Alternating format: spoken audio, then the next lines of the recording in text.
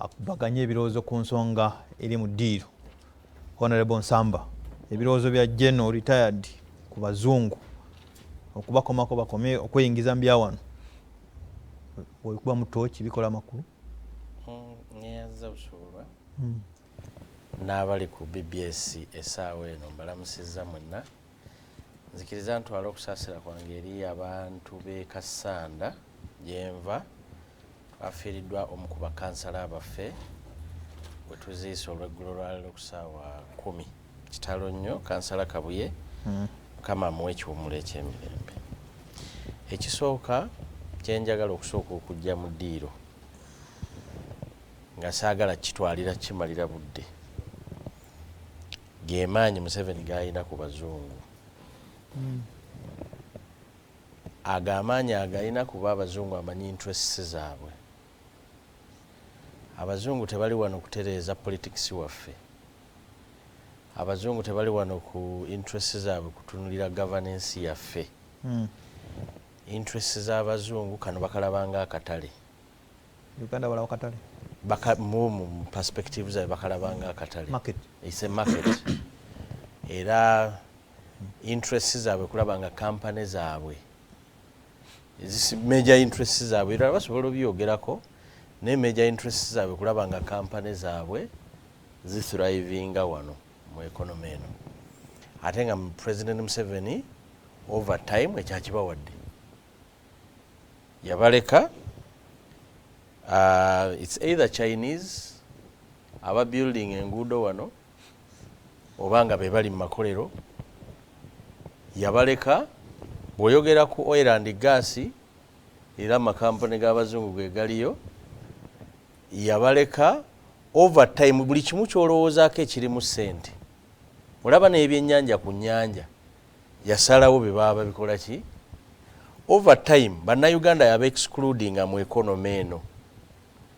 Kati bali ndowooza alabira ddala baakola endagaano nabo mu mukole obusuubuzi ssente muzifune nze mundeke enfuge. Era amaanyi ago g'omulaba ayogera nago ali mu bagamba bino okumumenya ndagaano. Wano Museveni yasangawo amakampani g'abannayuganda agamu gaali ga gavumenti amala gaali g'abantu sekinnoomu. Naye tokyalina gy'olabako neegi yogera ku makampani, yogera ku baali bakola enguudo, osobola okwogera ku bazimwe, osobola okwogera ku baani babuule abaali mu industries. Amakampani gonna agaaliwo bonna yabasaanyaawo. Kati bazungu be babirimu. Bw'ataba mu European aba mu Russia, bw'ataba mu Russia aba mu China. Yagasaanyaawo bagaagwa. Yagasaanyaawo kyekigambo kyenkozeseza gaagwa osobola okukikozesa. Naye it was a deliberate effort ya government okulaba nga bannayuganda bava mu systems ezirimu ssente. And it has been like that. Partnership gyalina n'abazungu abo ebadde bwetyo. Era bajja wano njagala kugamba towulira amafuta ge twogerako. Tosobola kugamba nti Mwami Museveni asobola okukkiriza kampani ya munnayuganda yonna eyingira amafuta ago. Takkiriza kubanga pakiti gye balina ne bali bamuwa enguzi bwe batuuka mu kalulu bamu protectinga bakola byonna. The head of state wakozesa bamuwa enguzi kiba kikyamu.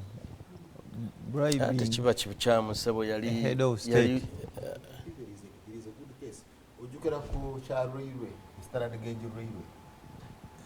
When he met this lady from America, nabagamba waliwo enjawulo naye mujja kugiwa bali bagikozese okugiwa amagye kuzimba railway. Ate waliwo ne case mu America bwe baawabira Sam Kuteesa.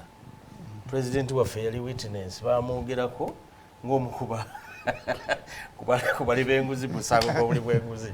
Ebyo kati eyo bwetyo bwe tukola ki bwe tuli. So njagadde ekyo nkijje mu ddiiro nga mpagira ekya kanso Yusufu Nsibambi kyagambye okununula eggwanga lino amaaso gaffe tetulina gateeka nnyo mu bazungu abo